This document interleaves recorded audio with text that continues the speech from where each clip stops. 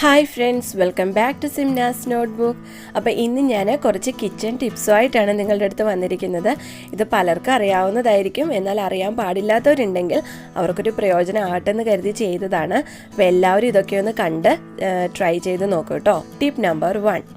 നമ്മൾ സാധാരണയായിട്ട് ഇഡലി ഉണ്ടാക്കുന്ന സമയത്ത് ഉഴുന്നിൻ്റെ അളവ് കുറയുകയാണെങ്കിൽ നമ്മുടെ ഇഡലി നല്ല കട്ടിയായിരിക്കും, അത് നമുക്ക് കഴിക്കാൻ ബുദ്ധിമുട്ടുണ്ടാവും.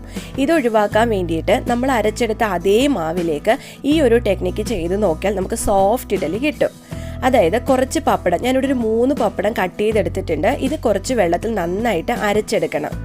അങ്ങനെ അരച്ചെടുത്ത ഈ ഒരു മിക്സ് നമ്മൾ ആ ഇഡലി ഉണ്ടാക്കുന്ന മാവിലേക്ക് ചേർത്ത് കൊടുത്തിട്ട് ഇത് നന്നായിട്ട് നമുക്കൊന്ന് മിക്സ് ചെയ്ത് ഒരു 10 മിനിറ്റിന് ശേഷം നമ്മൾ ഇഡലി ഉണ്ടാക്കിയെടുത്താൽ നമുക്ക് നല്ല സോഫ്റ്റ് ആയിട്ടുള്ള ഇഡലി കിട്ടും.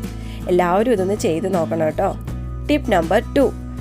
നമ്മൾ സാധാരണയായിട്ട് ദോശയ്ക്കൊക്കെ മാവ് അരച്ച് കഴിയുമ്പം ചിലപ്പോഴൊക്കെ അതിൽ വെള്ളം കൂടി പോകാറുണ്ട്. അപ്പോൾ അങ്ങനെയാണെങ്കിൽ അതേ മാവിൽ തന്നെ നമുക്ക് എങ്ങനെ നല്ല രീതിയിൽ ദോശ കിട്ടുന്നത് ഉണ്ടാക്കാമെന്ന് നമുക്ക് നോക്കാം.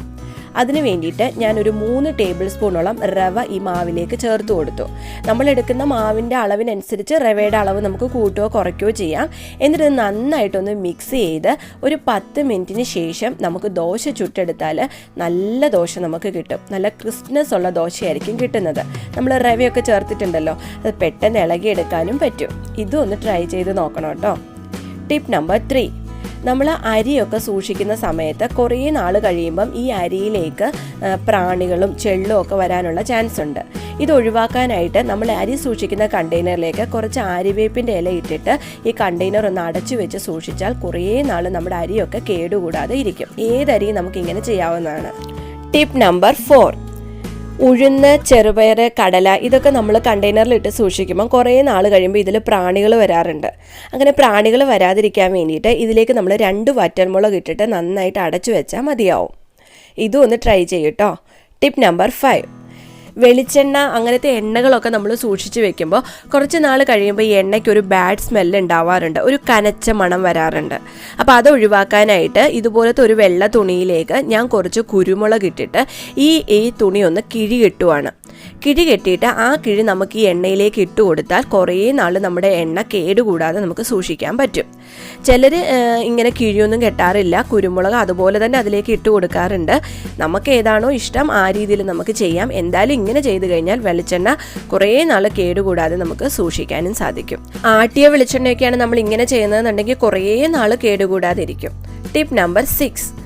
അരി ഉഴുന്നും ഒക്കെ നമ്മൾ വെള്ളത്തിലിടുമ്പോൾ ഇത് രണ്ടും സെപ്പറേറ്റ് ആയിട്ട് വെള്ളത്തിലിട്ടിട്ട് നന്നായിട്ട് കഴുകി വൃത്തിയാക്കി എടുക്കണം.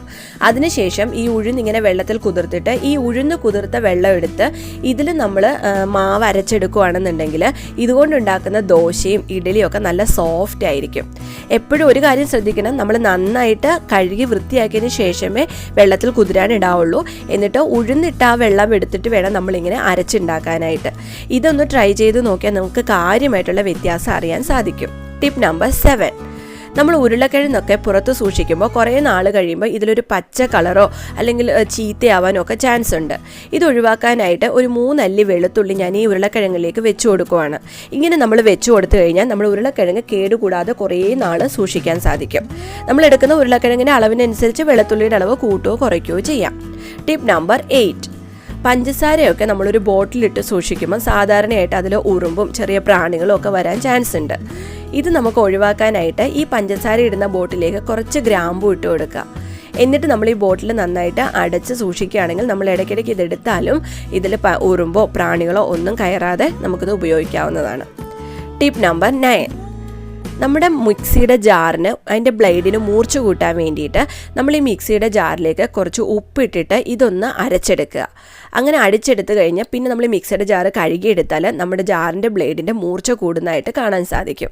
അതല്ലാന്നുണ്ടെങ്കിൽ മുട്ടത്തോടിട്ടും ഇതുപോലെ തന്നെ അരച്ചെടുക്കുകയാണെങ്കിലും നന്നായിട്ട് ജാറിന് മൂർച്ച കൂടും. Tip number 10.